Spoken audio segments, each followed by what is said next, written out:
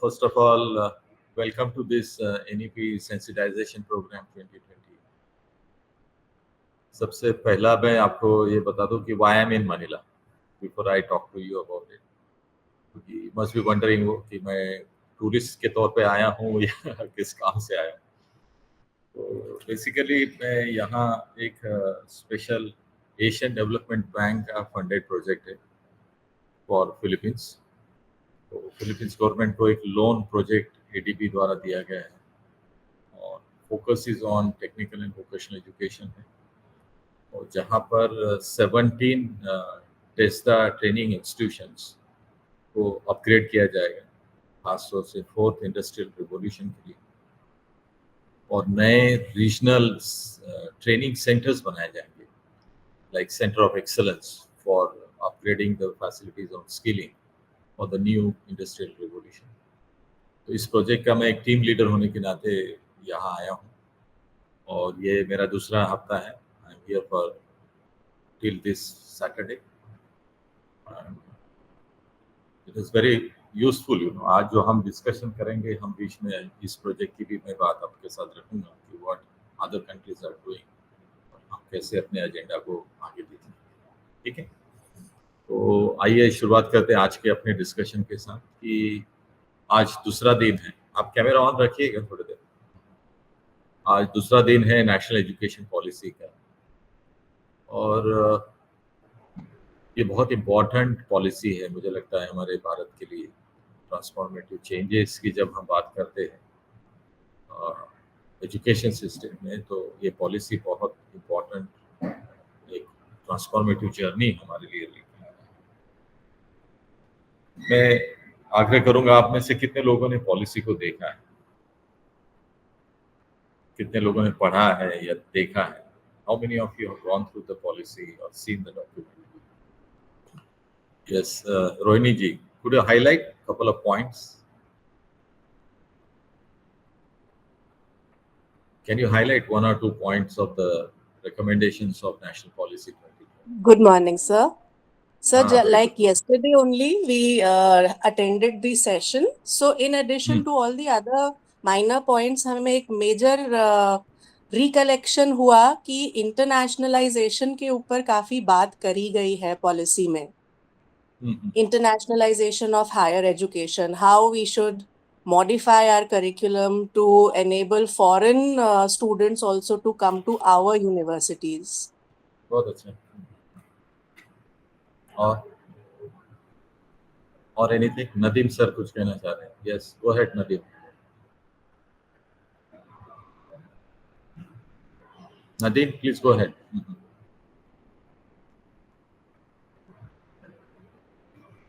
Anybody else? I think Nadim is having issue with this.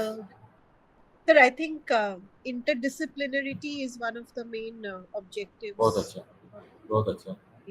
Very good. और yeah, Jaya, please go ahead. Jaya ma'am. Good morning, sir. First of all, skill development and value-added courses पे भी काफी जोर दिया गया है. So beyond the literary, beyond the bookish knowledge, there should be skill development and value-added courses should be there. बहुत अच्छा. Ganga, Paranjali. Ganga ma'am, please go ahead. Research के ऊपर बहुत we have to pay a lot of attention to our research in India, innovation and research.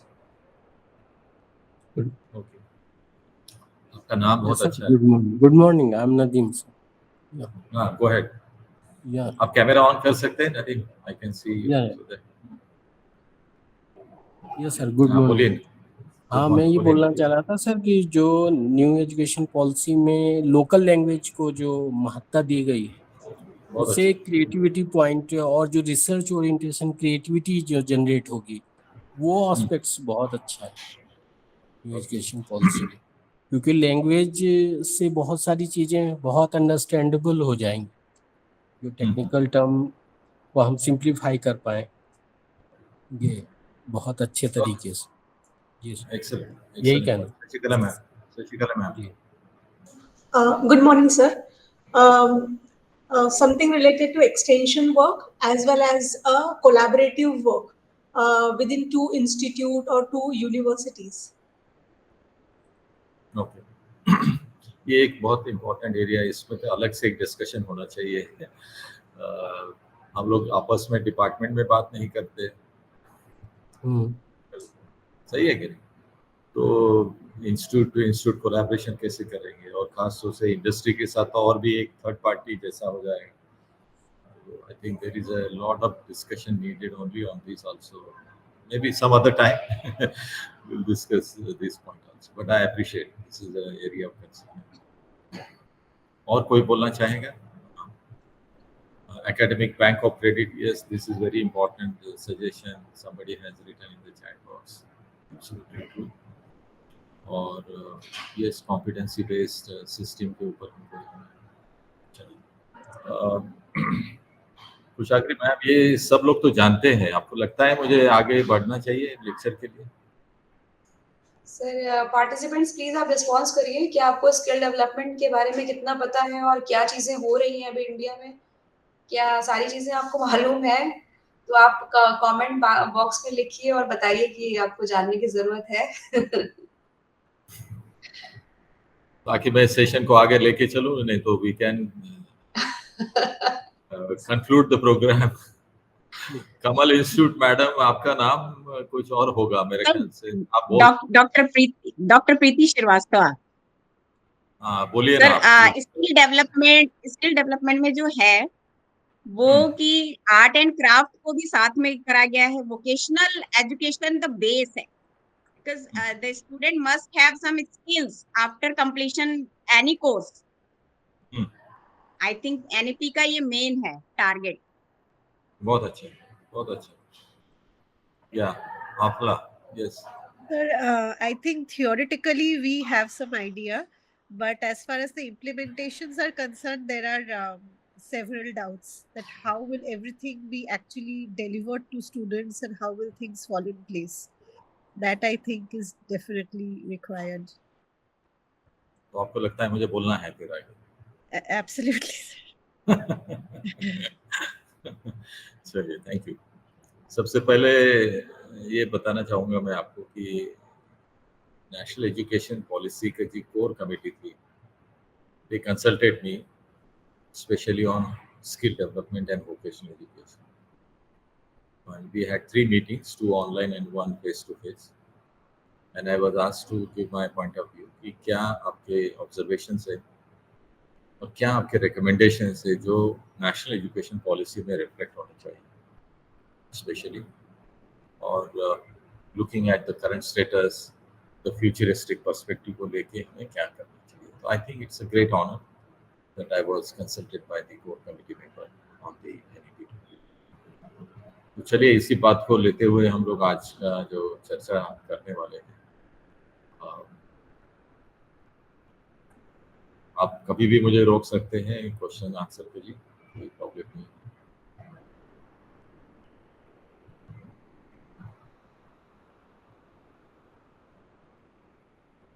Can you please confirm you can see my slides? Yes. Yes, sir. Okay.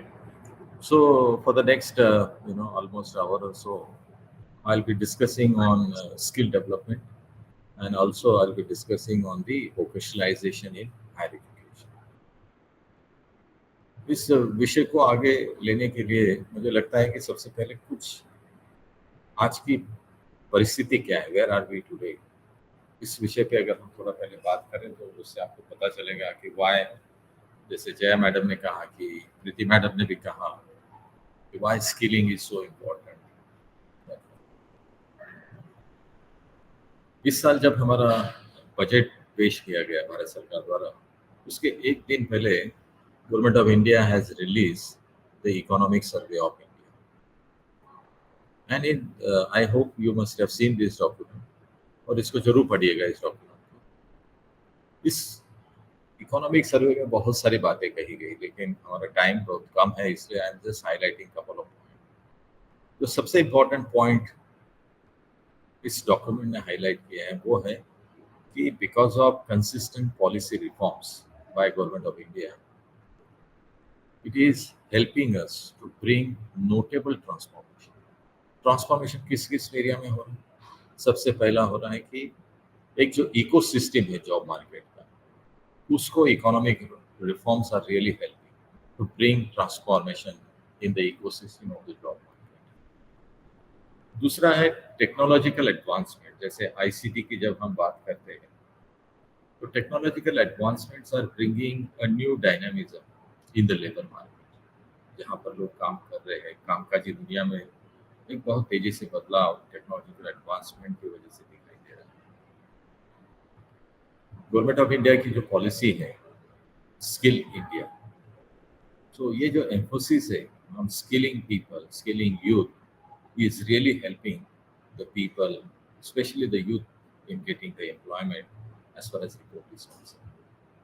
और एक और बात कही गई है कि फीमेल वर्कफोर्स जो है now they are shifting more to self employment.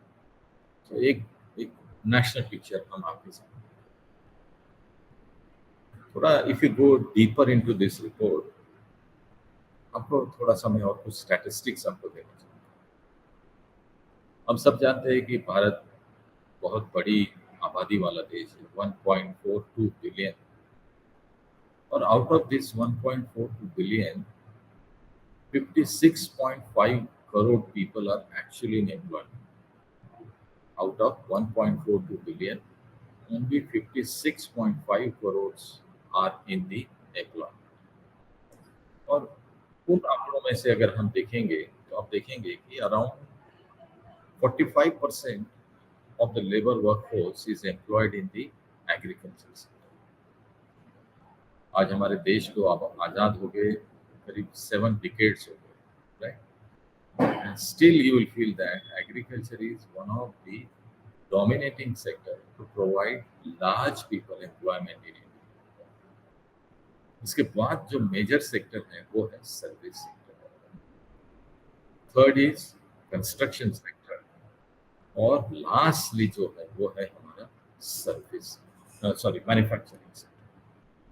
तो manufacturing sector has only 11.4% employment in India, whereas 45% is in agriculture, 28.9% is your services, 13% is construction, and remaining is your service manufacturing sector. इसको और अगर हम detail में देखेंगे तो आप देखेंगे कि self-employed employment, I repeat, self-employed employment जो है इस वक्त 57.3%, followed by that casual laborers 21.8%, followed by that just 20.9% of the people are actually regular wage or salaried employed. अब देखिए कहाँ 1.42 billion people, out of that 56.5 crore are in the employment, and out of that only 20.9% are the regular wage salaried employed people. और जो remaining है हमारे वो है हमारे unpaid, that is in the household jobs that their people are doing, and that is 18.3%. चलिए थोड़ा और आंकड़े देता हूं मैं आपके साथ. पिछले 2 दशकों में, पिछले 20 इयर्स में एक देखा गया कि there has been a considerable increase in the global youth population. केवल भारत ही नहीं, भारत के बाहर भी पूरे विश्व में युवाओं की संख्या बहुत तेजी से बढ़ रही है. लेकिन the number of youth who are engage in the labour force has actually decreased. और ये जो डिक्लाइन है, this is really a matter of concerning and we really need to pay good attention to this. Economic survey एक और highlight करता है, वो highlight करता है कि 1 in 2 Indian, I repeat, 1 in 2 Indian graduates are unfit for the employment. क्यों? क्योंकि they lack the skills needed by the modern. जहाँ 65% of India's population is under 35, but most of them lack the skills needed by a modern. और इसीलिए 1 in 2 Indian is unfit for the graduation, for the employment. एक और report मैं आपके सामने रखना चाहता हूँ, और ये रिपोर्ट है वर्ल्ड बैंक की रिपोर्ट, और इस रिपोर्ट का नाम है जॉब्स फॉर रेजिलेंस। और इस रिपोर्ट में बहुत सारी बातें कही गई है, लेकिन जो सबसे इम्पोर्टेंट बात कही गई है वो हमारे एक आर्टिकल छपा था भारत दैनिक भास्कर में 18 जुलाई 2024, और उसमें कहा गया है कि in the last 13 years the working age population has gone up by 3%. However, unemployment is at 9%, which is the highest in India. और ये रिपोर्ट में एक बात और अच्छी कही गई है, वो है कि पढ़ लिया या ट्रेनिंग ले ली तो नौकरी पक्की है, ये आवश्यक है। दूसरा, ये गैप इसलिए भी बढ़ रहा है क्योंकि हर तीसरा युवा न शिक्षा ले रहा है न रोजगार। तो the kind of job market is rapidly changing. और एक रिपोर्ट में आपके सामने रखना चाहूँगा, वो है ILO द्वारा, इंटरनेशनल लेबर ऑर्गेनाइजेशन द्वारा रिपोर्ट बनाई गई है ये, और ये इंडिया स्पेसिफिक रिपोर्ट है, इंडिया एम्प्लॉयमेंट रिपोर्ट 2020। इसमें खास तौर से ये बात कही गई है कि there is a significant gap in employment opportunity for young people. युवाओं के लिए रोजगार के अवसर बहुत कम है। Many educated youth face difficulties finding suitable jobs, reflecting a mismatch between aspirations and the available employment option. तो योग्यता के अनुसार योग्य जॉब मिलना एक बहुत बड़ा चैलेंज भारत के देश में युवाओं को अक्सर दिखता है। तो उनकी अपेक्षाएं क्या हैं, उनकी एस्पिरेशंस क्या हैं, और जिस तरह के जॉब इस वक्त जॉब मार्केट में है, बहुत तफावत है। और खासतौर से वीमेंस तो और भी चैलेंज फेस करती है। They lack education, they lack employment और training, specially compare to the. इसकी वजह से क्वालिटी ऑफ एम्प्लॉयमेंट जो है ना, एक बहुत बड़ा कंसर्न है। तो भारत में informal jobs continue to dominate the Indian labour market, और quality of this job is always a matter of concern. Gender gap persist, कि कहीं जो है ना, महिलाओं की या लेडीज की अगर हम बात करेंगे तो many young women remain outside the workforce, और खासतौर से graduated women are having more difficulty in getting the employment compared to the male counterpart in India. और lastly, employment का जो outcome है ना, it will vary from state to state. Like if I give you example of Tamil Nadu, then Telangana is there, Gujarat is there, Maharashtra is there. These are the states where now UP is also catching up very good. तो आप देखेंगे कि वहाँ पर job opportunities are relatively good compared to the developing states. North East region में तो और भी समस्याएं हैं getting the suitable jobs for the youth. तो जहाँ industrialization है, जहाँ fast moving states है, you will find that there is a considerable growth that you will have in terms of job opportunities for the youth compared to the states where there are challenges for the students, I mean for the youth getting there. तो एक और last बात मैं जो कहना चाहता हूँ वो है व्हाइट कॉलर जॉब ओपनिंग्स। तो पिछले 5 सालों में 50% व्हाइट कॉलर जॉब्स की जो ग्रोथ है, इट हैज गॉन डाउन 50%। तो ये सब हमारे सामने इस वक्त प्रेजेंट पिक्चर है, जहां भारत सरकार इसी को लेकर राष्ट्रीय शिक्षा नीति में बदलाव लेके है। तो अपने बैकग्राउंड तो समझ लिया, वेयर आर वी टुडे। तो आज का जो सेशन है उसमें I will be touching upon detail overview of national education policy 2020, और खास तौर से हम लोग रीइमेजिनिंग वोकेशनल एजुकेशन, जो NEP के द्वारा खास तौर से आग्रह किया गया, how to promote skilling into higher education, उसके ऊपर हम बात करेंगे।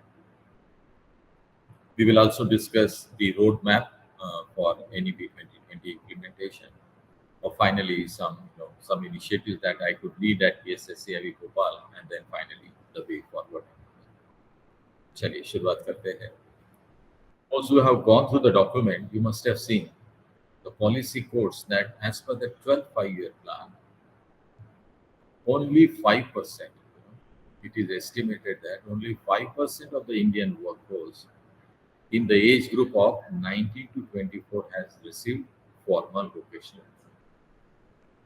आप देखिए हमारा देश इतना बड़ा है 1.42 बिलियन, और उसमें से केवल 5% भारतीयों ने, जिनकी उम्र 19 से 24 है, they have received formal vocational. अगर हम अपने आप को, if we compare ourselves with other developed countries, it will be interesting to see where we stand. You see, a country like Denmark, 50% of its population has received vocational education. USA 52, Germany 75, South Korea to 96% of its youth has received formal vocational education. But now you can compare, India stands at just 5% of its population when it comes to the formal. आपके मन में एक प्रश्न आ रहा होगा कि sir, if we compare ourselves, why our number is so poor, 5% only? और यहाँ पर मैं बताऊंगा कि इसके कई सारे reasons. The first reason is that our entire focus was always on school dropouts, especially कक्षा 8वीं से लेकर भारतवर्ष में ड्रॉपआउट्स की संख्या काफी ज्यादा है. तो स्कूल ड्रॉपआउट जो है 8वीं, 9वीं, 10वीं, 11वीं, 12वीं, इन बच्चों के लिए वोकेशनल एजुकेशन का एक प्रारूप तैयार रखा. मतलब those who are not good in studies will be sent for the vocational. उसको छोटा मोटा स्किलिंग दिया जाएगा ताकि he or she can earn his or her livelihood. That was our understanding on vocational education.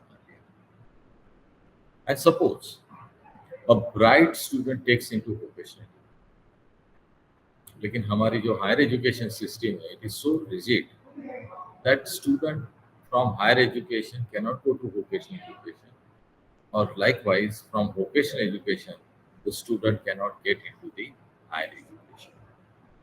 और lastly जो सबसे अभी भी चैलेंज हमारे सोसाइटी में वो है वोकेशनल. वोकेशनल एजुकेशन जो है ना, अभी भी हम लोग एक इंफीरियर एजुकेशन के तहत देखते हैं compare to the mainstream education. आज देखेंगे हम, many of your parents also, तो आप देखेंगे कि हमारे बच्चों को हम लोग जनरल स्टडीज में भेजना चाहेंगे, जनरल एजुकेशन में भेजना चाहेंगे रादर देन स्किलिंग या वोकेशनल एजुकेशन.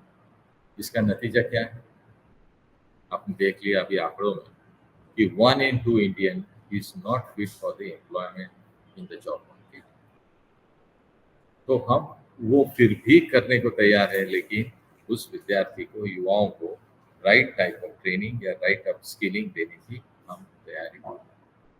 तो इन सभी बातों को, जो ड्रॉप आउट्स का focus, higher to vocational education, vocational to higher education, और जो एक माइंडसेट है वोकेशनल एजुकेशन की तरफ, इन सब को लेकर राष्ट्रीय शिक्षा नीति कहती है कि let us overcome this social status and the hierarchy associated by reimagining. हमें दोबारा एक टोटलिटी में देखने की आवश्यकता है कि हम वोकेशनल एजुकेशन को हम कैसे इसको करना चाहते हैं. इसको करने के लिए हमारे सामने काफी बड़े एम्बिशियस टारगेट्स हैं, जैसे 2025, बहुत जल्दी हम लोग प्रवेश करने वाले 2025. पॉलिसी कहती है कि 50% युवाओं को, लर्नर्स को, through school and higher education shall have exposure to vocational. दूसरा रिकमेंडेशन पॉलिसी कहती है वो है ग्रॉस एनरोलमेंट.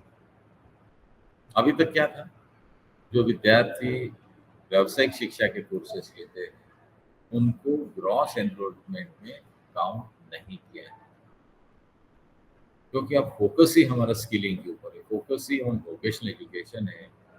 तो पॉलिसी कहती है कि now the number of students who are enrolled in vocational education now will be considered for arriving at the gross enrollment. अभी जो लेटेस्ट फिगर हमारे पास ऑफिशियली अवेलेबल है वो है 26.3 इज अवर ग्रॉस एनरोलमेंट, और bye 2035 we have to raise it to the 50% of the gross enrollment. तो चलिए थोड़ा और विस्तार से हम इस पे बात करते हैं. तो vocational education now will be integrated into all secondary schools and higher education institutions in a phased manner over the next decade. अब देखेंगे अगले 10 सालों में सभी स्कूलों, सभी उच्च शिक्षा संस्थानों में व्यावसायिक शिक्षा को सम्मिलित किया जाएगा और ज्यादा से ज्यादा युवाओं को ये जो नया स्किल एजुकेशन या वोकेशनल एजुकेशन है इसको ऑफर किया जाएगा. कैसे किया जाएगा इसको करने के लिए, क्योंकि ये हमारा स्किल एजुकेशन है. I repeat, this is skill education, this is not general education. ये स्लाइड बड़ी इंपॉर्टेंट है, आप ध्यान दीजिएगा सब, क्योंकि this is not general education. तो पॉलिसी कहती है कि we have to establish skill laboratories. तो आप देखेंगे पूरे भारत में अलग अलग राज्यों में अलग अलग जगह पर लैबोरेटरीज का निर्माण किया जाएगा इन अ हब एंड स्पोक में. मतलब जहाँ सेंट्रलाइज लोकेशन है, कन्वीनियंट है, तो आसपास के स्कूल्स, आसपास के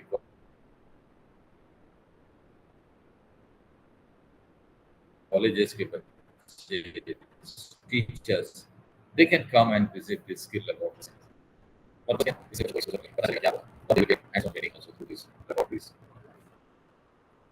सेकंड इंपॉर्टेंट जो एडवाइस पॉलिसी कहती है वो है कोलैबोरेशन. अभी तक क्या होता था कि हायर एजुकेशन जो है आइसोलेशन में काम करता था. अब क्योंकि हम पहली बार वोकेशनल एजुकेशन या skill development program higher education पर लेकर आ रहे हैं, पॉलिसी कहती है कि we must collaborate with local institutions, जैसे ITIs है, पॉलिटेक्निक्स है, इंजीनियरिंग कॉलेजेस है, लोकल इंडस्ट्रीज है, बिजनेसेस है, हॉस्पिटल्स है, एग्रीकल्चर है, फार्म्स है, NGOs है, न जाने कितनी सारी ऐसी व्यवस्थाएं हमारे पास, उनके साथ हमको कोलैबोरेट. इसका पर्पस क्या है? इससे जो हमारे सामने चैलेंज होगा स्पेशली हायर एजुकेशन इंस्टीट्यूशन, कि हमारे पास रिसोर्सेज की कमी हो सकती है, इंफ्रास्ट्रक्चर की कमी हो सकती है, एक्सपर्टाइज की कमी हो सकती है. ये सब लेकर जो है हम कोलैबोरेशन के माध्यम से हल कर सकते हैं. इससे विद्यार्थियों को नए अवसर मिल सकते हैं इंडस्ट्रियल विजिट के लिए, इंडस्ट्रियल ट्रेनिंग के लिए, हैंड्स ऑन ट्रेनिंग के लिए, प्रैक्टिकल एक्सपोजर के लिए, इंटरेक्शन विद एक्सपर्ट्स के लिए, न जाने कितने सारे अवसर इस कोलैबोरेशन के माध्यम से हम लोग युवाओं के लिए क्रिएट कर सकते हैं. और थर्ड इक्वली इंपॉर्टेंट है वो है फोकस एरियाज. अभी तक क्या होता था कि सेंट्रल मिनिस्ट्री जो भी तय करेगी, उनके द्वारा जो भी दिशा निर्देश होंगे, तो स्टेट्स जो है they will also implement on the same guidelines. लेकिन अब पॉलिसी ये कहती है कि इस तरह के मॉडल से हम बहुत ज़्यादा सक्सेसफुल नहीं हो पाएंगे. रादर वो कहती है कि हमें स्किल गैप एनालिसिस करनी चाहिए. हमें लोकल इंस्टीट्यूशंस जो है, इंडस्ट्रीज को ध्यान में रखते हुए किस तरह की मैन पावर आवश्यक है, उसको लेकर हमें मैपिंग करनी चाहिए. तो मतलब हमें डिमांड ड्रिवन वोकेशनल एजुकेशन करना है. I repeat, demand-driven vocational education करना है rather than the supply-driven vocational education. तो इसके लिए हमें local industries के साथ कनेक्ट करना होगा, उनके एसोसिएशन के साथ जुड़ना होगा, and we have to find out what is the manpower, what kind of skill set they require, how many people they will require, what sectors they will be requiring, वगैरह वगैरह. और उसके हिसाब से हमको एरिया आइडेंटिफाई करना होगा और उस हिसाब से वोकेशनल कोर्सेज का डिजाइन करना होगा, डेवलप करना होगा और उसको इम्प्लीमेंट करना होगा for benefit of our students and as well as the industry. तो इसको करने के लिए जो है ना, ये व्यावसायिक शिक्षा का संचालन एक प्लान तरीके से, एक फेज तरीके से हम लोग व्यावसायिक शिक्षा को लेकर व्यावसायिक शिक्षा की शुरुआत जो होगी ना, it will start from first phase 1, जिसको हम स्टेज 1 भी कह सकते हैं, and that will start from classes 6 to 8। तो जो विद्यार्थी कक्षा 6 से 8वीं के हैं, उनको वोकेशनल एक्सपोजर के माध्यम से व्यावसायिक शिक्षा के बारे में अवगत कराएं। फिर कक्षा 9वीं से लेकर 12वीं के जो विद्यार्थी रहेंगे, along with their regular subject, they will be studying one additional course, that is for quality education। और उसके बावजूद, उसके बाद भी जो है कक्षा 12वीं के बाद, that is higher education, तो student can continue vocational education even after class 12। जहाँ आपकी बात आती है कि from school to higher education, student can continue the vocational। That's how the arrangement and mechanism has been getting created। अब एक एक स्टेज को देखते चलते ताकि आपको पता चले how they are interlinked and how we can improve the overall system as a whole। सबसे पहली स्टेज है वो है प्री वोकेशनल। तो आप देखेंगे कक्षा 6 से 8वीं के जो विद्यार्थी हैं, they will be given pre vocational education. इसमें क्या होगा, पूरे there will be no separate subject। सबसे पहली बात, there will be no examination। The whole focus is basically to give the student fun-based learning activities throughout the year। We'll give hands-on experience in important vocational craft। जैसे अभी आपके madam ने, प्रीति madam ने कहा था कि क्राफ्ट की बात की, carpentry, electric work, metal work, gardening, pottery making and many such things. इसके अलावा एक बहुत अच्छा सुझाव पॉलिसी ने कहा है, वो है 10 days bagless informal internship. 10 days bagless informal internship. इसमें पर्पस क्या है कि ये जो 10 बैगलेस डेज का इनफॉर्मल इंटर्नशिप है, इसके माध्यम से विद्यार्थियों को रियल वर्ल्ड के साथ कनेक्ट करने का एक बहुत अच्छा सोर्स है। The student will get to know what are the different occupations in the world of work, what people really do for living, और हम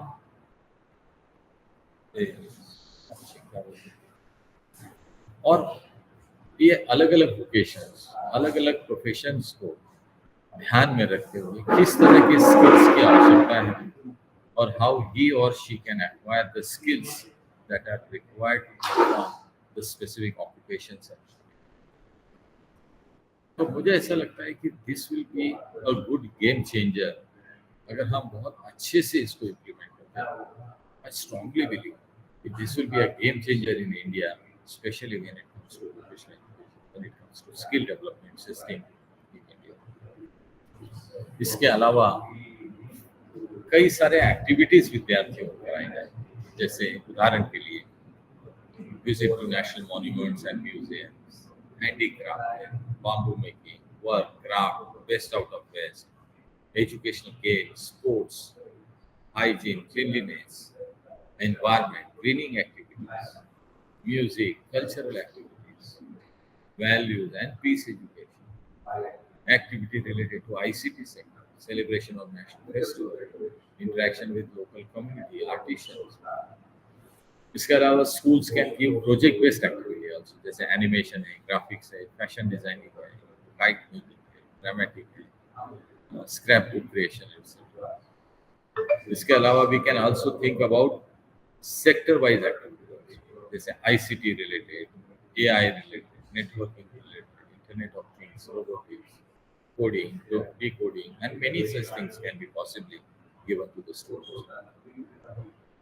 अब आती है कक्षा 9वीं से 12वीं। तो आप देखेंगे कि सेकेंडरी और हायर सेकेंडरी लेवल पर विद्यार्थियों को एक एडिशनल सब्जेक्ट पढ़ाया जाएगा। तो रेगुलर सब्जेक्ट के साथ साथ the student will be undertaking one additional academic course, जिसका नाम होगा vocational course, and this will be offered for classes 9 to 12। नई पॉलिसी ये कहती है कि student can now allowed to do mix and match with academics, with skill education, with sports, with arts, with soft skill training. और क्योंकि हमें 50% target को पहुंचाना है व्यावसायिक शिक्षा को, तो we have to expand the implementation of vocational education at secondary level, senior secondary level है, ताकि ज़्यादा से ज़्यादा स्कूलों को, ज़्यादा से ज़्यादा कॉलेजेस को हम इसके साथ जोड़ सकें। फ्रेंड्स, अभी तक मैंने जो बातें आपसे की वो थी जहां विद्यार्थी physically coming to the school. I repeat, where students are coming physically to the school. लेकिन India we also have additional schooling व्यवस्था, और जिसको हम बोलते हैं ओपन स्कूलिंग। आप सब जानते हैं national institute of open schooling. तो इस वक्त जो है ना, करीब 5% विद्यार्थी व्यावसायिक शिक्षा के कोर्सेज के साथ एनरोल किए गए, और उसका आंकड़ा है लगभग 27 लाख स्टूडेंट आर अंडरटेकिंग।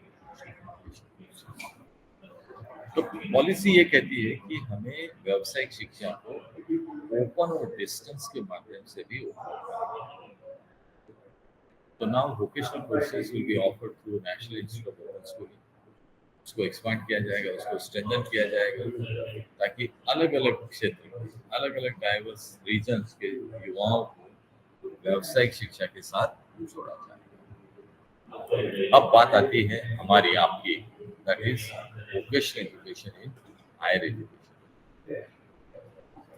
तो क्योंकि हमें 50% का टारगेट पहुंचाना है, तो हायर एजुकेशन को, वोकेशनल एजुकेशन को ऑफर करना, क्योंकि हम पहली बार उसको करने जा रहे हैं। तो यू कैन ऑफर इंडिपेंडेंटली और you can also have collaboration with the industry. तो लोकल इंडस्ट्री के साथ काम करके भी हम relevant demand based vocational courses can be offered to students. इसके अलावा पॉलिसी ये कहती है कि वोकेशनल एजुकेशन जब भी हम विद्यार्थियों को देंगे, केवल हमें वोकेशनल एजुकेशन ऑफर करना है, करके ऑफर करना है, ऐसा नहीं। The focus has to be what is their interest, what is their aptitude, what is their competence, what is their aspiration. मैं तो कहूँगा एक पॉइंट और जोड़ना चाहिए, वो है क्वालिटी वोकेशन। केवल वोकेशनल एजुकेशन नहीं करना है, हमें क्वालिटी वोकेशनल एजुकेशन बहुत ज़्यादा देना है। और जैसे प्रीति मैडम ने कहा कि 3 साल के कोर्सेज या 4 साल के बैचलर होलिस्टिक बैचलर प्रोग्राम में भी व्यावसायिक शिक्षा के कोर्सेज को सम्मिलित किया जाएगा। और लास्टली, जो बीवॉक डिग्री हमारे भारत सरकार ने इंट्रोड्यूस की थी 2013 में, it will continue to coexist along with the curriculum. इसके अलावा higher education institutions can offer short term vocational, वो डिमांड ड्रिवन होंगे, सर्टिफिकेट लेवल के कोर्सेज होंगे, सॉफ्ट स्किल ट्रेनिंग के हो सकता है। It will all vary from region to region, place to place. So the local institutions should identify what are the short-term certificates they can launch for the students to benefit them, including soft skill training to vocational. और इसके अलावा और एक बात जो कही गई है वो है लोग। देखिए, हमारे भारत में बहुत सारा ऐसा ज्ञान है जो हमने अपने लिए बनाया। It can be in a form of art, craft, dance, music, you just name it. और ये जो even traditional medicine वाले, ये सब जो जड़ी बूटियों से दवाएं हम बनाते हैं, traditional knowledge of preparing medicines also, Ayurvedic. तो ये सभी चीजें भी हम व्यावसायिक शिक्षा के माध्यम से युवाओं तक पहुंचाया जा सकता है। तो लोक विद्या कैसे? It can be in a form of art, can be in a form of craft, music, dance, drama, even traditional medicines. ये सभी हमारे लोक विद्या का डोमेन में आते हैं, और इस तरह के वोकेशनल कोर्सेज भी हम विद्यार्थियों को कर सकते हैं। एक और बात जो पॉलिसी में कही गई है वो है इंक्यूबेशन सेंटर। आप आपने सुना होगा कि it started with IITs। IIT में सबसे पहले इंक्यूबेशन सेंटर की स्थापना की गई। इसके बाद ये कहा गया कि all NITs, national institute of technologies में भी इंक्यूबेशन सेंटर की स्थापना की गई। और अब तो पॉलिसी कहती है कि ऑल हायर एजुकेशन इंस्टीट्यूशन में इंक्यूबेशन सेंटर की स्थापना की जाए।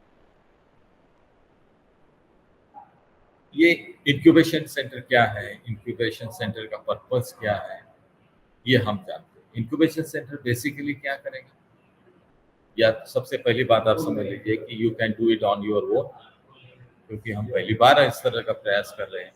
तो आप किसी हायर एजुकेशन इंस्टीट्यूशन के साथ या लोकल इंडस्ट्री के साथ इस इंक्यूबेशन सेंटर के लिए आइडिया जनरेशन का काम करेंगे और इससे विद्यार्थियों को तैयार करेंगे। इंक्यूबेशन सेंटर विद्यार्थियों को how to scan business environment, how to identify business opportunities, how to prepare business proposals, how to approach financial institutions, banks, how to launch your own startup, our own enterprise. That will be part of this incubation center.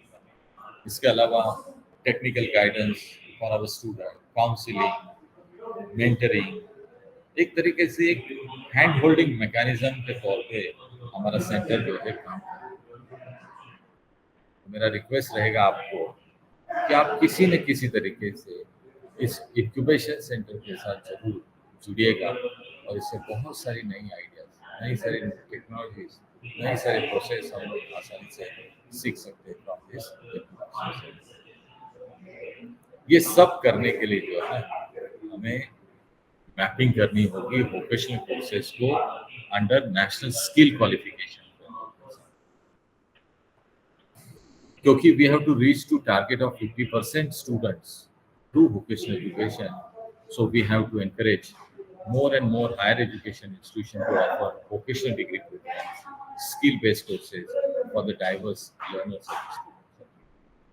हमें mapping करना होगा कि कौन से schools में already vocational education कर चुके हैं, किस तरह से बीवॉक में प्रोग्राम्स आ रहे हैं और किस तरह से हायर एजुकेशन इंस्टीट्यूशन में कोर्सेज है। इन सब को मिलाकर हमें आइडेंटिफाई करना पड़ेगा कि कौन से जॉब रोल के लिए कौन से वोकेशनल एजुकेशन दिए गए हैं, उस तरह से हम लोग उसको आगे लेकर जा सकते हैं। अब क्योंकि हमें एनकरेज करना है, प्रमोट करना है वोकेशनल एजुकेशन, तो हमें युवाओं को, उन बच्चों को वेटेज देना होगा जिन्होंने सक्सेसफुली लेवल 3, लेवल 4 के कोर्सेज कंप्लीट किए and to go for diploma program और higher level studies, then you need to have alignment of those courses with that already being offered. हमें उनको क्रेडिट्स भी देने होंगे ताकि उनको वेटेज भी मिलेगा और ज़्यादा से ज़्यादा युवाओं को इससे फायदा भी मिलेगा जो कोर्सेज ऑलरेडी हो। तो इसके लिए क्या करना होगा, सबसे पहले नेशनल स्किल क्वालिफिकेशन को डिटेल आउट करना होगा, हर डिसिप्लिन, हर वोकेशन, हर प्रोफेशन। इंडियन स्टैंडर्ड जो है हमारे इंडियन नेशनल ऑक्यूपेशनल स्टैंडर्ड जो है, now they will be aligned with the international standards.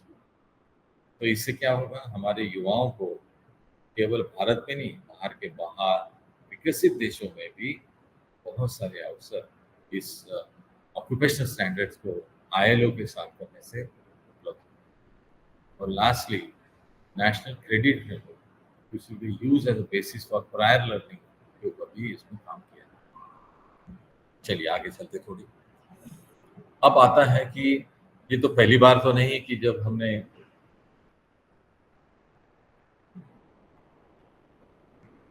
Skilling की बात की या वोकेशनल एजुकेशन की बात की। The first policy, that is 1968, also talked about vocational education. The second policy, that is 1986, also talked about vocational. The program of action 1992 also talked about vocational education. Our policy 2020 also talked about vocational. तो इसमें जो छोटा सा बदलाव जो लेकर आई है नई पॉलिसी, वो है इंट्रोड्यूसिंग मॉनिटरिंग मैकेनिज्म। तो आप देखेंगे कि एक पोर्टल किया जाएगा, एक डेडिकेटेड पोर्टल क्रिएट किया जाएगा, और जिसके माध्यम से हम लोग विद्यार्थियों की मॉनिटरिंग कर सकते हैं। Will collect all the data of the student, जो ITIs में जा रहे हैं, पॉलिटेक्निक्स में जा रहे हैं, स्किल बेस्ड कोर्सेज में जा रहे हैं, उन सब का डेटा कलेक्ट किया जाएगा। इवन जो विद्यार्थी ओपन स्कूलिंग के माध्यम से पढ़ रहे हैं, national institute of open schooling, उन विद्यार्थियों का भी डेटा कलेक्ट किया जाएगा कि कौन से विद्यार्थी व्यावसायिक शिक्षा के कोर्सेज लिए रहे हैं। तो इससे हम एक ट्रैक कर सकते हैं कि जो हमारा टारगेट है to run 50% of the learners by 2025, to what extent we are able to achieve this particular target, और कहाँ हमारा गैप है और कहाँ हमें उसको आगे लेके जाना है, इसके ऊपर ये मॉनिटरिंग मैकेनिज्म। अब ये सब बातें मैंने जो की है वो है पूरी राष्ट्रीय शिक्षा नीति में व्यावसायिक शिक्षा के संबंधित बातें। और जैसे राष्ट्रीय शिक्षा नीति भारत सरकार ने उपलब्ध कराई, based on this one the ministry of human resource development has come out with implementation plan, और उस किताब का नाम है quality education for students and teachers. ये मैं आग्रह करूंगा सभी टीचर्स को, जरूर इसको पढ़िएगा। This will give us a deep insight that what are the challenges and how we should do. Policy में जितने रिकमेंडेशंस थे, उन रिकमेंडेशंस को मिनिस्ट्री ऑफ HRD, अब मिनिस्ट्री ऑफ एजुकेशन द्वारा एनालाइज किया गया। हर वो रिकमेंडेशन को ध्यान में रखते हुए मिनिस्ट्रीज को आइडेंटिफाई किया गया, इंस्टीट्यूशंस को आइडेंटिफाई किया, डिपार्टमेंट्स को आइडेंटिफाई किया गया, इंडिविजुअल्स को आइडेंटिफाई किया गया, और टारगेट डेट्स वगैरह इसमें इस इम्प्लीमेंटेशन प्लान में उपलब्ध है। Friends, you will be very happy to know कि I have also contributed into this document, और उसका नाम है क्वेस्ट, जिसको बोलते हैं quality education for students and teachers. तो इसके माध्यम से हम लोग ट्रैक कर रहे हैं to what extent we are able to, beautifully able to implement the vocational education. So I will stop for a while to take your questions. I hope you have enjoyed the discussion. और thank you so much. Thank you so much, Rajesh sir. This was very informative session. और जैसे कि starting में आपने बोला कि क्या ये वैल्यूएबल रहेगा, आई थिंक बहुत ही ज़्यादा वैल्यूएबल है ये सारी चीज़ों के बारे में जानना। सर ने इतने सारे डॉक्यूमेंट्स का मेंशनिंग किया है जो लोगों को पता नहीं है, तो आप लोग प्लीज़ उन सारे डॉक्यूमेंट्स को पढ़िए। और इसलिए ये बहुत इंफॉर्मेटिव सेशन है स्किल डेवलपमेंट में, क्योंकि ये सारी जानकारी सबके पास नहीं है। और अब मैं चाहती हूँ हमारे जो फैकल्टी मेंबर्स हमारे साथ जुड़े हैं वो please they can ask your question और any query, any doubt if you have. Sir is here, so please raise your hand, and if you want to interact with sir, then we can take the questions now. कोई चीज मेरे से miss हो गया वो भी आप add कर सकते हैं, कोई बात नहीं। So anyone?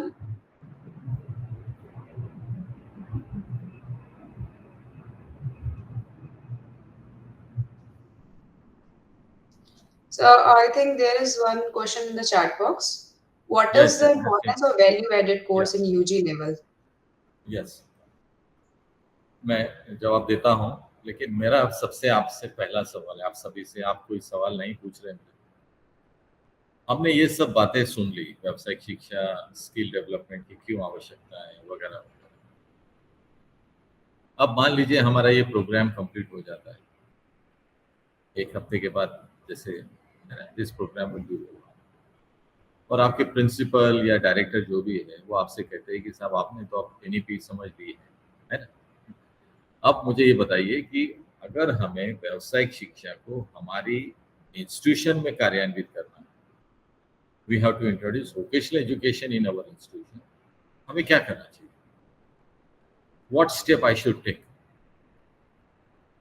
so that we can better implement the vocational education in our institution?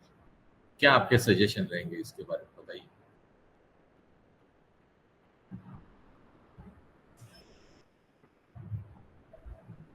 Sir, can I speak? Please go ahead, Ganga. Yes, sir. Actually, I'm from Solution College, Siliguri, and it's near Darjeeling. We have a vocational, bachelor's in vocational education here. But what we lack is what you were suggesting in your slide, sir, incubation center. So, as a reply to your question, sir, I will talk to my management here, and if we can work out about the incubation center which you were suggesting in your presentation, I think that will be my answer for. Okay. Very good. May I speak, sir? Yeah, go ahead, Shashika. Sir, this is Dr. Kriti Nigam, and I am from Department of Forensic Science, Jharkhand Raksha Shakti University, Ranchi. Okay. Sir, I'm belonging to a course which is very rare, and it is very difficult to inculcate vocational education with this course. But I guess, sir, collaboration with other institutions that could do for us. Okay, ये एक अच्छा सुझाव है। और क्या हो सकता है? May I, sir? Go ahead. Sir, adding with the Kriti madam's statement, for example, अभी जैसे कि vocational education just a surface level पे, जहाँ तक मेरी understanding और जहाँ तक मैंने देखा है, vocational जो studies है या learning है, that is on a surface level. Very rarely we find something very productive is coming out of that. The lacking point between these is that we do not find a market for such thing. For example, on the namesake of vocational courses like mobile repairing का हो गया, और ऐसे कुछ technical चीजें that we obviously see in the market, but on a greater level or very productive level, because when we are looking for something which definitely developing the skill that should have a market value. So we are lacking in the market value sort of understanding with the institution, and definitely we have to connect all those dots related to our educational syllabus pattern and the curriculum system, where students' interest is also taking care of it. So the moment, because students are into like that specific time span, अभी right now तो ऐसे है कि social media इतना ज्यादा है कि सारे यूट्यूबर इसी बन रहे हैं, सो वहाँ पे उनकी एक स्किल वहाँ पे एक वो डेवलप हो रही है, but what kind of a qualitative skill that you are speaking about that will enhance our national quality और the international standards to meet up, तो वो जो चीजें हैं उसके लिए हमको बहुत ऐसे नैरो डाउन होकर सोचना पड़ेगा कि हमारे बच्चों के इंटरेस्ट लेवल को हम कैसे करें, and until unless we make it a market for that value add नहीं कर पाते हैं, तब तक थोड़ा सा difficulty होगी to narrow it down related to vocational things. And when you were explaining about that कि हमारा जो representation है related to international standard या फिर हमारे ही नेशन में बहुत कम है, so जब वो बहुत कम है, क्योंकि अभी तक मुझे जहाँ तक मैंने अपने चीजों को देखा है, वहाँ पे मुझे सिर्फ हम फॉर्मल एजुकेशन की जब बात कर रहे हैं तो बस उसी से ही रिलेटेड आगे बढ़ रहे हैं. अभी recently social media and mass media has introduce, so that's how students are going out from the regular academic subjects. So what bottom line I want to say that कि एक जो linking statement रहेगा कि interest of the student, then market value of the vocational courses, and having a specific objective and outcome, what we require in vocational courses need to be given first a training to the teachers, then developing a mindset in the students. So that what I have understood from this session, sir. बहुत अच्छा, बहुत अच्छा. Thank you, sir. मैंने ये सवाल जानबूझ के आपको इसलिए कहा था क्योंकि ये अपेक्षा रहेगी हम सबके डायरेक्टर्स द्वारा, प्रिंसिपल्स द्वारा, कि हम कैसे इसको, कुछ बातें मैं आपके सामने ऐड करना चाहूँगा. सबसे पहला जो है ना, हमें एक अवेयरनेस प्रोग्राम करना होगा. जैसे आज मैडम कुशाग्री NEP का प्रोग्राम कर रही है, सेंसिटाइजेशन, तो हमें अपने विद्यार्थियों के लिए, हमारे फैकल्टी के लिए, हमने तो आपको रियल आंकड़े बताए, लेटेस्ट आंकड़े और ये सब, तो अपने आप में बात करते हैं कि विदाउट स्किल हम आगे नहीं बढ़ सकते. और जैसे मैंने अभी फिलीपींस का आपको उदाहरण दिया, मैं यहाँ आया हूँ, तो पूरा प्रोजेक्ट का फोकस ही ये है कि how to empower youth with relevant skills for the future. यही हमारा एक मंत्र है और कोई पर्पस नहीं है, और उसके अलावा कोई सोल्यूशन ही नहीं है। सरकार कोई भी होगी, आप भी सरकार में रहेंगे तो आप भी स्किल की बात करेंगे, क्योंकि that's the only way forward for. तो एक तो अवेयरनेस सेंसिटाइजेशन हमें करना होगा, हमें एक इमेज बिल्डिंग के तौर पे काम करना होगा। शशिकला मैडम, जब तक हम एक हमारा जो माइंडसेट है ना, जनरल एजुकेशन को शिफ्ट कर स्किल एजुकेशन की तरफ जो है ना, तो हमें इमेज बिल्डिंग के ऊपर काफ़ी सारा काम करना है। इसके लिए हमें एक इंफ्रास्ट्रक्चर भी बिल्ड करना होगा। कोलैबोरेशन, पार्टनरशिप, इंडस्ट्री, ये अपनी जगह आवश्यक है, लेकिन over a period of time her institution में एक इंफ्रास्ट्रक्चर क्रिएट करना, डिजिटल इंफ्रास्ट्रक्चर भी क्रिएट करना होगा, क्योंकि आजकल बहुत सारे ऐसे सोर्सेस हमारे पास उपलब्ध हैं जो डिजिटली हम लोग विद्यार्थियों को पढ़ा सकते हैं। आज तो हम लोग ऑगमेंटेड रियलिटी, वर्चुअल रियलिटी की बात कर रहे हैं, तो उसके माध्यम से जो इनिशियल स्किल सेट है वो भी हम लोग टेक्नोलॉजी के माध्यम से इस वक्त हम लोग जो है विद्यार्थियों। एक छोटा उदाहरण मैं आपको देता हूँ वेल्डिंग के ऊपर। कल हम एक इंस्टीट्यूशन में विजिट किया और उन्होंने कहा कि हम लोग AR VR टेक्नोलॉजी के माध्यम से विद्यार्थियों को वो एक एक्सपीरियंस कराते हैं कि वेल्डिंग का इक्विपमेंट कैसे पिकअप करना है, कैसे कनेक्शंस करना है, कैसे वेल्डिंग रॉड को फिट करना है, कैसे वेल्ड, मतलब भले वो वर्चुअल है लेकिन उससे वो ट्रेनिंग भी दी जाती है, उसका परफॉर्मेंस भी मेजर किया जाता है कि कितना सही कर रहा है। भले वो वर्चुअल है लेकिन उससे उसके हाथों की जो मूवमेंट की आदत है, सोचने की है, कनेक्शन कैसे करना है, नेटवर्क मतलब कनेक्शन में इलेक्ट्रिक कनेक्शन वगैरह कैसे उसको इंश्योर करना है, सेफ्टी कैसे वो इंश्योर कर रहा है जब काम कर रहा है।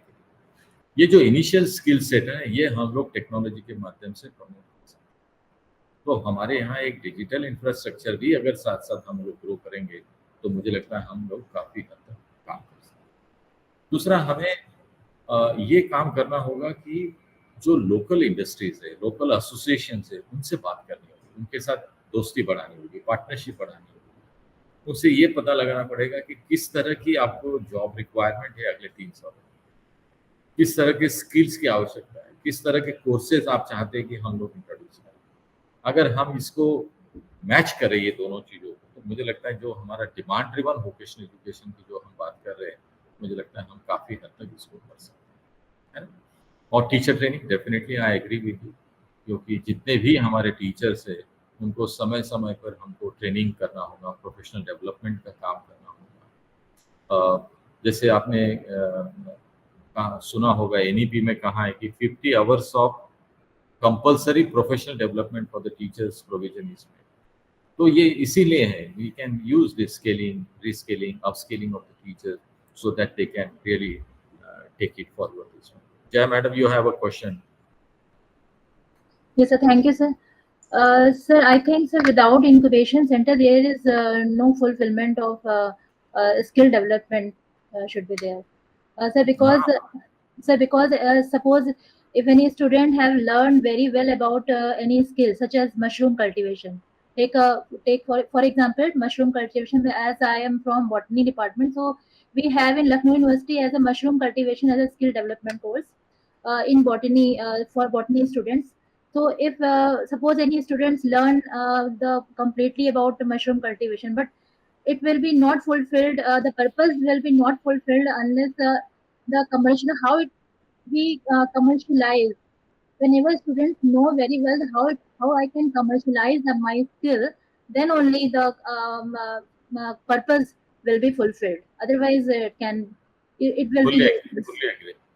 Yes sir. So what are there is in arrangement of commercialization, how it can be commercialized? So is there something for students there? Yes, बिल्कुल सही, आपकी बात से मैं बिल्कुल सहमत हूँ, क्योंकि ये इंक्यूबेशन सेंटर का रोल ही है कि विद्यार्थियों को गाइड करना है, how to scan the environment, how to identify business opportunity, how to prepare project proposal, how to approach financial institutions, how to launch your own startup या एंटरप्राइज, जो भी हम बोल रहे हैं, even tiny industry doesn't matter, और implement करने के बाद अगर कोई टेक्निकल समस्या भी आ रही है तो ये इंक्यूबेशन सेंटर का काम है कि उनको टेक्निकल गाइडेंस एडवाइस दे सके, है ना, गाइडेंस कर सके, काउंसलिंग कर सके, मेंटरिंग कर सके, लाइक अ हैंड होल्डिंग। बिल्कुल जय मैडम, आपकी बात से 101% में एग्री करता हूँ कि हमें हैंड होल्डिंग करना होगा विद्यार्थियों को, आइडिया से लेके प्रोडक्ट तक कैसे हम पहुंचा सके, तभी हम इसको सक्सेसफुल कर सकें। तो इसके लिए हमें वाकई काम करना होगा और ये डायनेमिक रखना होगा। ऐसा नहीं कि एक बार हमने कोर्सेज बना लिए और हम वही चलते रहेंगे, ऐसा नहीं रहेंगे। It has to be a dynamic, क्योंकि तेजी से डिमांड बढ़ रही है। हमने कोई कोर्स नया डिज़ाइन किया, लॉन्च किया, ऑफर किया, तो हो सकता है 3 साल 5 साल के बाद उसका रिलेवेंस खत्म हो जाएगा। Then we have to bring new courses. ये भी हमें माइंड में रखना होगा the moment we think about professional education into higher education. सबसे पहले तो मैं कहूँगा ना, टीचर्स का माइंडसेट पहले बदलना होगा। टीचर को अपना आउटलुक चेंज करना होगा। पहले हमें खुद अपने आप को ढालना होगा कि हाँ भाई, professional education is the need of the time, skill is the need of the time. मेरा अपने बच्चे हो या विद्यार्थी हो, सबके लिए skill is the only way for. ये जब तक हम अपने आप कन्विंस नहीं होंगे, we can not translate into this one. एक जो सवाल था वैल्यू एडेड कोर्सेज का, मैं अब लिंक करना चाहता हूँ। वैल्यू एडेड कोर्सेज इसीलिए था, आपने किसी ने बात नहीं कही शुरू में, वो था मल्टी एंट्री मल्टी एग्जिट, है ना, आपने सुना होगा implementation, multi entry multi exit का कंसेप्ट में ये वैल्यू एडेड कोर्सेज से कुछ हद तक लिंक। इसका लिंक ऐसा है कि मान लीजिए कोई विद्यार्थी फर्स्ट ईयर ग्रेजुएशन में आपके यहाँ आता है और फर्स्ट ईयर होने के बाद वो विद्यार्थी किसी कारण से शिक्षा को छोड़ जाता है। मैं उसके अंदर नहीं जाता, मे भी पर्सनल रीजन हो सकते हैं, हॉबीज हो सकती है, कोई और प्रायोरिटीज हो सकती है, सो मेनी रीजन। गवर्नमेंट का सोचना क्या है, आज की सिस्टम क्या थी बिफोर एनीथिंग। आप सोचिए, आप सभी टीचर्स हैं, हमारी एग्जिस्टिंग जो हायर एजुकेशन सिस्टम इतनी टाइट रिजिड कंपार्टमेंट था कि कोई विद्यार्थी अगर किसी कारण से छोड़ के चला जाए, भले जिनैन कारण है, हम कोई कागज देते हैं क्या उसको? We do not issue any piece of paper that he or she has, completed 1 year, 2nd year, 3rd year, whatever. जब तक वो डिग्री कंप्लीट नहीं करेगा, हमारी यूनिवर्सिटीज उसको डिग्री अवार्ड नहीं करेंगी। We were having very rigid compartment or rigid system of higher education in India. अब मान लीजिए कोई विद्यार्थी अगर फर्स्ट ईयर के बाद छोड़ के जाता है, उसके पास एम्प्लॉयमेंट के लिए क्या साधन है, क्या prospects? Practically nil, because he is not carrying any piece of paper except 12th degree certificate. तो इसीलिए ये वैल्यू एडेड कोर्सेज का सोचा गया है कि विद्यार्थी किसी वजह से अगर एग्जिट करता है, अगर हम उसको कोई स्किल बेस्ड कोर्सेज के साथ इक्विप करते हैं तो क्या होगा, तो मोमेंट ही और she gets into the job market, उन स्किल्स को ध्यान में रखते हुए उसको इस्तेमाल करके एटलीस्ट कुछ लिविंग के लिए, कुछ लाइफ के लिए उसको जो है कुछ उपाय उपलब्ध रहेंगे, एम्प्लॉयमेंट के प्रोस्पेक्ट बने रहेंगे, रादर देन विदाउट एनी। ये वैल्यू एडेड कोर्सेज का लार्जर पर्पस यही है, to prepare youth in case of this. और हमें ऐसे ही कोर्सेज आइडेंटिफाई करने होंगे जो विद्यार्थियों को जॉब ओरिएंटेड, बोलते कि नहीं हम लोग, जॉब ओरिएंटेड इस तरह के स्किल कोर्सेज अगर हम लेके आएंगे तो मुझे लगता है बहुत अच्छी तरीके से हम विद्यार्थियों को मदद कर सकते हैं, और ये आज की आवश्यकता भी है मेरे ख्याल से। Jyoti ma'am please, I hope you agree with me. Jyoti ma'am please go ahead. Sir मेरा ये क्वेश्चन था कि ओपन इलेक्टिव्स का क्या सिग्निफिकेंस है? ओपन इलेक्टिव्स जो आज ये मेन वही है, सेम जो अभी मैंने आपसे बात की। ओपन इलेक्टिव्स यही था कि मैं हम एस्पिरेशंस को ध्यान में, विद्यार्थियों को इंटरेस्ट में ध्यान में रखते हुए और फ्यूचर को ध्यान में रखते हुए ऐसे एक बंच ऑफ कोर्सेज अगर हम उनको उपलब्ध करा दें कि जहां विद्यार्थी अपने आप को आगे देखना चाहता है या अपने आप को एड ऑन करके बिल्ट ऑन करना चाहता है अपना प्रोफाइल को, इसीलिए ये इलेक्टिव्स के कोर्सेज को हम लोग ऑप्शन के तौर पे दिए जाते हैं। एक्चुअली मेरा क्वेश्चन इसीलिए था क्योंकि मैं अभी ओपन इलेक्टिव्स पढ़ा रही हूँ, MGM यूनिवर्सिटी औरंगाबाद में हूँ। तो ओपन इलेक्टिव्स, क्योंकि मैं परफॉर्मिंग आर्ट्स की टीचर हूँ, तो उसमें एक परफॉर्मिंग आर्ट्स अरे वाह, वेरी परफॉर्मिंग। गुड। जी। तो उसमें प्रॉब्लम आती है कि ओपन इलेक्टिव्स को स्टूडेंट्स सीरियस नहीं लेते। हाँ हाँ हाँ, तो ये चैलेंजेस बहुत देखने को मिलते हैं और हमें एनी हाउ उनको उनको उसमें क्वालिफाई कराना ही है, उनको पास कराना ही है। ओपन इलेक्टिव्स में हम आप फिर अभी उसको ऐसा करिए, परफॉर्मिंग आर्ट तो मेरा मतलब एक क्या बोलते हैं इंटरेस्ट का भी एरिया है कि इसमें जी। बहुत काम होने की आवश्यकता है। मैं चाहूंगा कि आप इसको लोक विद्या के तहत कनेक्ट कराइए, जो आप कर ही रही है कि traditional art, craft, music, dance, drama, है ना, ये सभी हमारे इंडियन नॉलेज के ये है जो which we have built over generation of the time. तो अगर जी। उससे अगर हम लिंक करें और उसको कोई ऐसा एक प्लेटफॉर्म अगर हम कनेक्ट कर सके, केवल परफॉर्मिंग आर्ट को ये ना करते, जैसे अभी जया मैडम ने कहा कि हमने एक इंक्यूबेशन सेंटर के साथ उसको लिंक किया, तो उसी तरह से ये जो हमने कोर्सेज परफॉर्मिंग आर्ट के लिए उसको कहीं एक प्लेटफॉर्म अगर हम कनेक्ट कर सके जहाँ it will help them to professionally grow, perform, अगर ऐसा एक लिंक अगर हम बना पाएंगे तो मुझे लगता है फिर आपके परफॉर्मिंग आर्ट्स का इससे अच्छा और काम नहीं हो सकता है। इनफैक्ट विद्यार्थी को ये मालूम ही नहीं है कि परफॉर्मिंग आर्ट से पर्सनैलिटी का कितना बदलाव ला सकते हैं। It has the rich foundation that can be created just by transforming the personality by performing the arts. I remember my daughter when she participated into a play, English play tha school ki baat. So we saw a big change when she came on the stage. How to body language, articulation, expression, dialogue, so many things comes into a picture. तो एक confidence जो आपका build होता है वो है हमारे performing art से अलग अलग। Very good Jyoti ma'am, very good, we should continue. मैंने आप सभी के लिए मेरे कांटेक्ट नंबर्स भी दिए हैं आपको जी और जी कुछ वीडियो लिंक भी शेयर किए। I'll share all these things in the WhatsApp group of this event also, so that you can contact sir if you have any kind of query. Sir ये बहुत ही अच्छा सेशन रहा और participants की जो एक एनर्जी है आपसे सवाल पूछने के लिए वो अभी बहुत दिख रही है कि आपसे बहुत सारा अभी और भी क्वेश्चंस आई थिंक लोग पूछने के लिए रेडी हैं, लेकिन समय की बाध्यता को ध्यान में रखते हुए और आप भी सर और भी चीजों में व्यस्त हैं, तो हम चाहेंगे कि हम आपका और टाइम ना लें और आपका सर फिर से मैं बहुत बहुत धन्यवाद आपको बोलना चाहूंगी हमारे साथ जुड़ने के लिए। फिर से हमारे साथ ये आप जुड़ रहे हैं, हमको लग रहा है सर ये 4th टाइम है कि आप के साथ हमारा ये सेशन हो रहा है और हमेशा ही बहुत अच्छा इंटरेक्टिव सेशन होता है आपका, तो उसके लिए सर आपको बहुत बहुत धन्यवाद IUCT की पूरी टीम की तरफ से सर। नमस्ते sir. Thank you thank you sir. मिलेंगे आपको बहुत जल्दी सबसे।